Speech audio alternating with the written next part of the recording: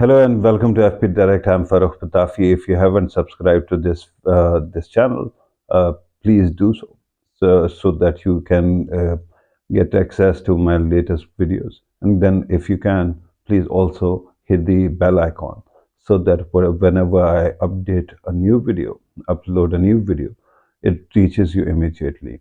So today, what I'm going to discuss is American politics, and I wanted to particularly comment on Democratic nominee, that is President Biden.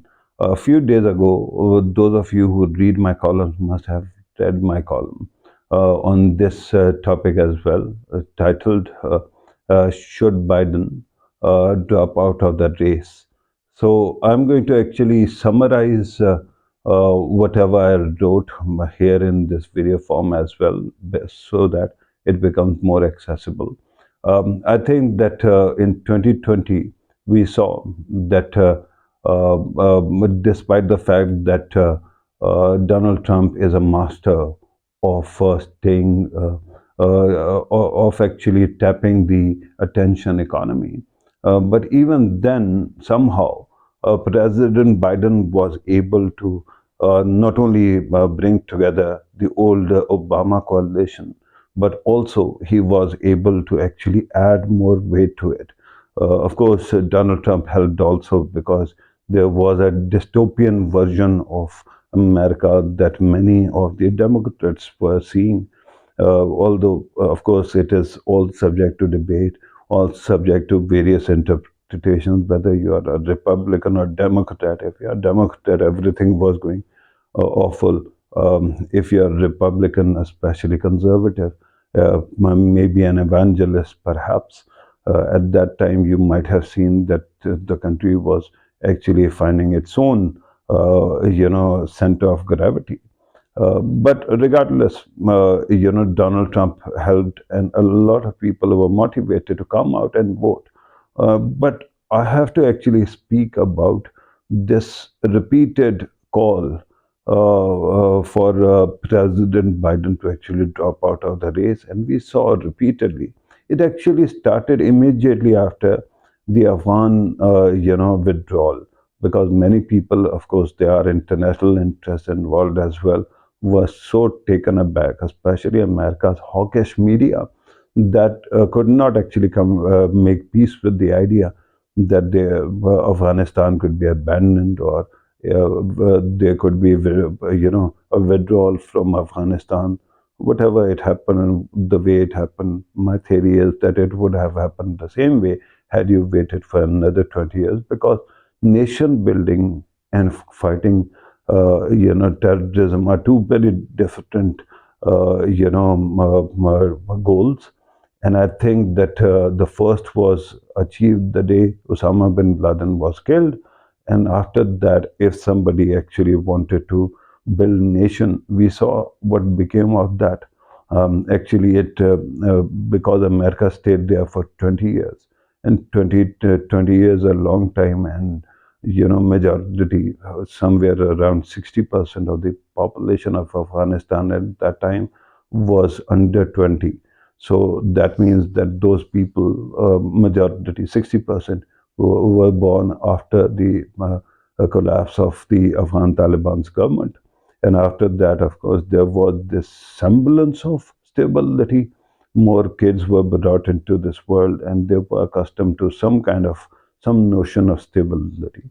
But whenever the withdrawal was going to take place, Afghan Taliban would have come back to power, and those people, because they had only known Afghan Taliban as the resident evil, they would have actually gone through a lot of trauma.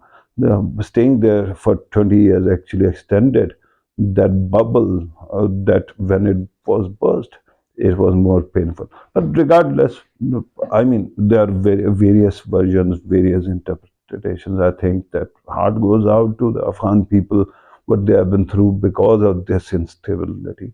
But for America's sake, the argument is that you cannot have endless or forever wars where you actually keep on losing your own children for the sake of somebody else, right? This is an argument that is made, but I don't know whether Obama administration or Biden administration subscribes to it. But then there's the matter of cutting the losses. But this cacophony of demanding Biden's resignation, or that he not run for the public office again, or office of president again, started from there, and then it kept on growing. Of course, there are other countries that also are really angry with Biden administration. Benjamin Netanyahu is actually miffed because Netanyahu government is miffed because Biden administration keeps on calling for two-state solution, and he doesn't like it, right? But Benjamin Netanyahu doesn't like it, and then of course Israeli lobby, because of the evangelist and the blind support they give, the kind we saw when the American embassy was shifting from Tel Aviv to Jerusalem. There we saw that there was who were there, who were actually giving lectures, sermon, delivering sermons, not American Jewish population, but primarily evangelists, and they were actually supporting the whole cause. But Netanyahu has his own influence as well. America's biggest story in 2016 was that it had gone so soft that anybody, any foreign power could have actually used whatever soft power that is there. Remember, for a long time, RT was considered an American channel. It is a card carrying Russian channel, but of course, it was viewed as such because they were employing local workforce. They were employing Larry King and umpteen other people. Right? With that kind of situation, of course, America has this blind spot, especially not the foreigners and not the enemies or the forces. They have their own method of influencing American political system, but it is essentially allies who get very angry at one policy, and then they seek to actually punish you, right? But these demands started after that, and for a long time that continued. Then it died down because Biden administration was doing great things. For example, the infrastructure bill, which has become an act now, bipartisan infrastructure act, that actually promises to create a lot of jobs and make life easy for so many people, because infrastructure was also in dilapidated state. Similarly, fighting COVID, and then bringing down the prices of medicines and many other things, right? Because of that, attention was shifted. But then, once again, there was this pressure. Somehow, President Biden was being portrayed as somebody who has lost his mind. Of course, there are people like those who are in QAnon, and they actually thought, they claim that actual Biden has died, and this is some kind of automaton who is actually running around making policy or making those statements. Untrue, of course, didn't work. Then the people who thought that perhaps they can affect some kind of change, they actually started arguing that Kamala Harris should actually step away from the ticket, and President Biden should have any running mate other than her, so that tomorrow, if he can be pressured into stepping aside, the ticket continues, and then next candidate becomes the biggest possible thing that is there. And I have various theories, but I'm not going to go into those details. I think that President Biden is the only politician so far who managed to defeat Donald Trump. Nobody has stood in his way otherwise from any other party, his own party or the Democratic Party. So I don't think that anybody else has it in them. And why does Biden? How did Biden actually manage that? I think that first of all, his support in Black or African American communities is strong and continues strong. and there's a reason why. I think that his policies of the past might have been difficult to digest. I mean, I'm talking about 20 to 30 years old policies. But then he became VP of the first historical African American president.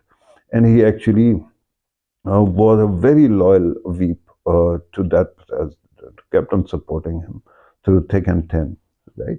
That is not all. His worldview is also pro-black citizens also, that they should get justice. And then he has also this link with the labor class and unions, particularly labor unions as well. So that also plays to his advantage. Then he was able not only, when he selected Kamala Harris, of course, two communities, their support were solidified. Actually, three, but two at least. Black community. There was first woman VP. Women should also technically be supporting this her candidature because she is also on the ticket. But then politics being what it is, gender is perhaps something that becomes a less of a concern when it comes to partisan choices.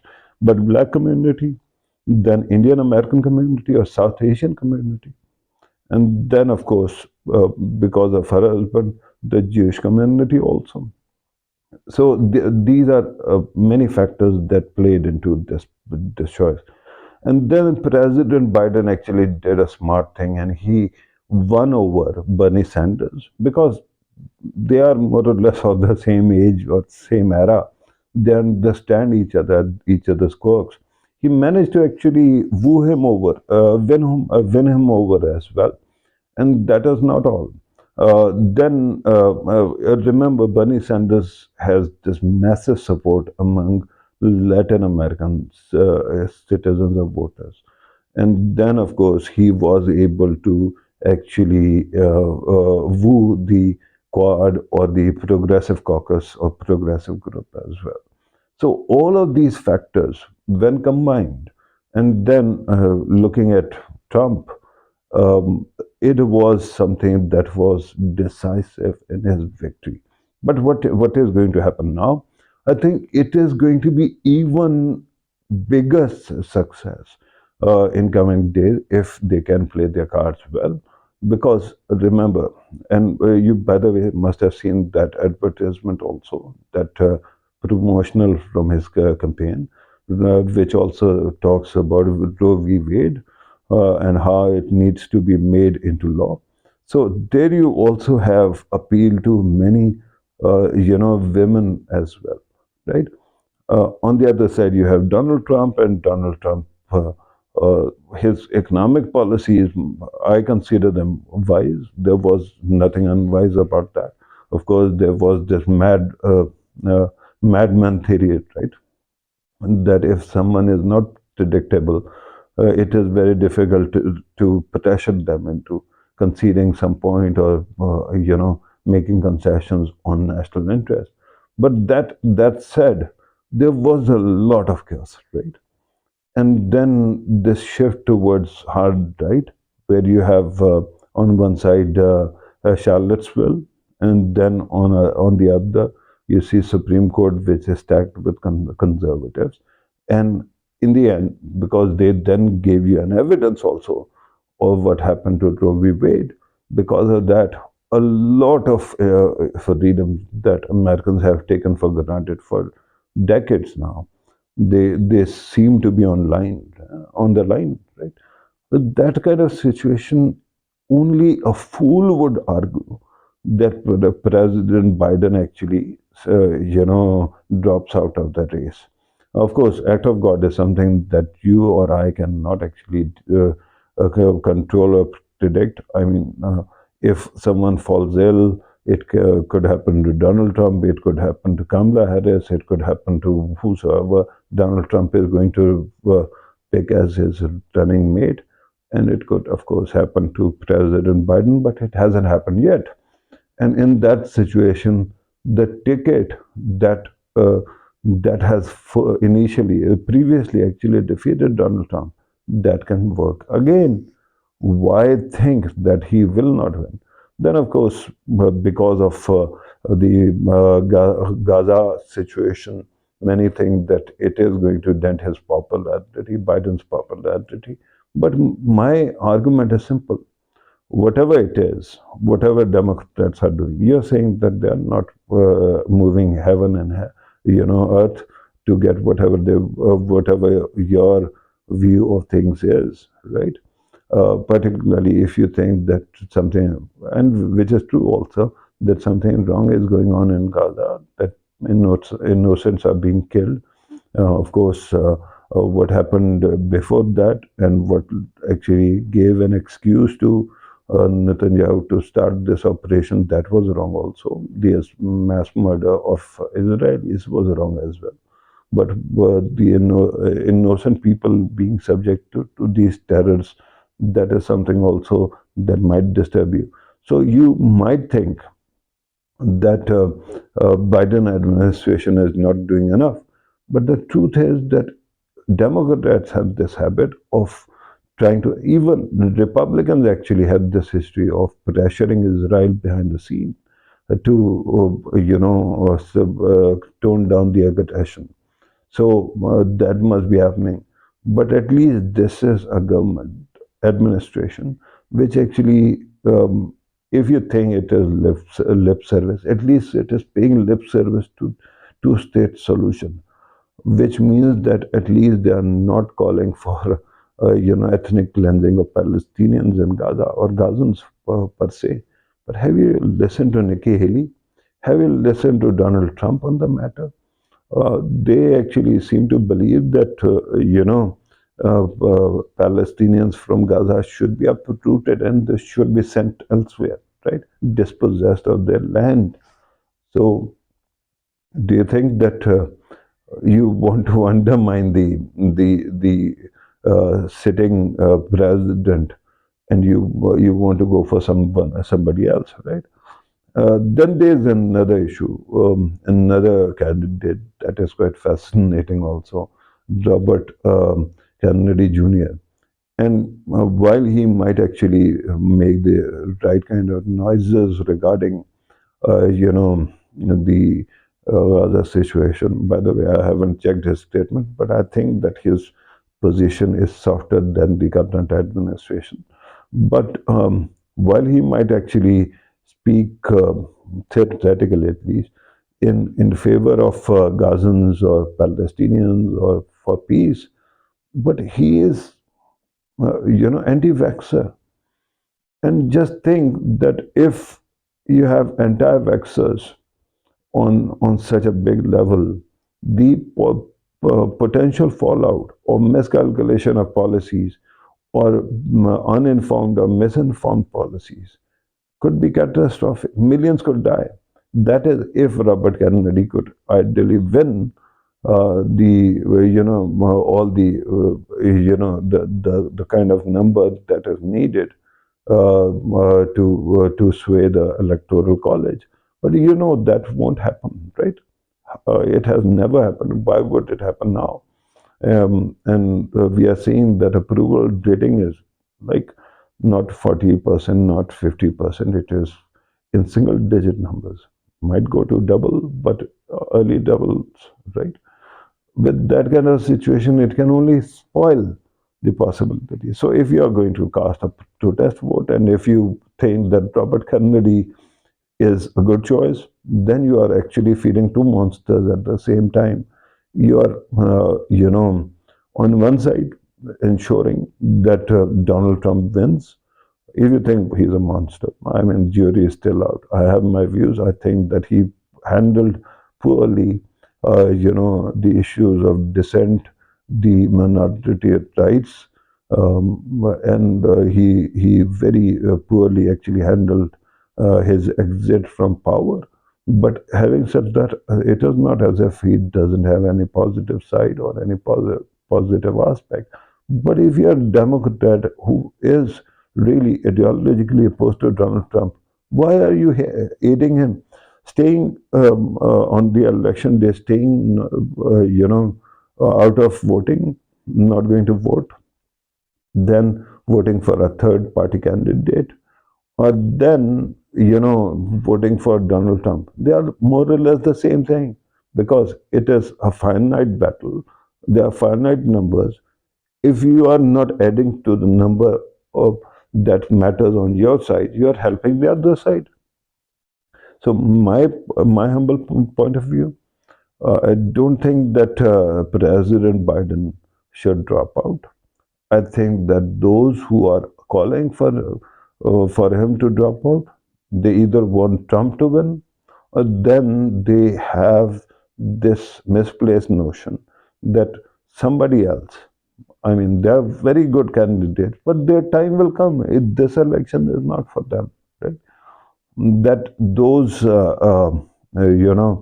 that person is actually either wanting to see Donald Trump back, or then they are emotionally not educated enough to know that their actions are going to have consequences. Remember what happened in 2016 when people stayed away from voting just because they wanted to punish Hillary. But the moment Donald Trump actually became president, the same people were out and protesting because they didn't understand the consequences. So at this moment, I think that President Biden is a rock solid candidate, and Kamala Harris, as his running mate, has proven that she brings a lot of value to this ticket. Changing this in the middle of a race doesn't make sense. People who are saying this underestimate Donald Trump or overestimate the ability of any other candidate to substitute and to bring together the Obama coalition, or for that matter, Biden coalition. This, I think that right now, after SOTU, after the State of the Union speech, I think the POTUS has already proven that he is capable of coherent thought and coherent communication. But even if you have any problem, honestly, remember your choices are going to have an impact. I'm going to do similar kind of video discussing about Donald Trump and why he prevailed in the state, the Supreme Court.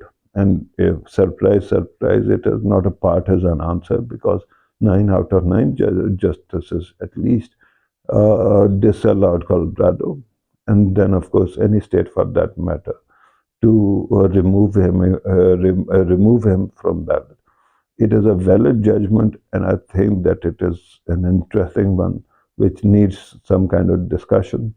And then of course the five justices who actually went forward and talked about 14th Amendment, and particularly the insurrection clause not being able to be applied without Congress actually laying down some kind of procedure or some kind of process to do so.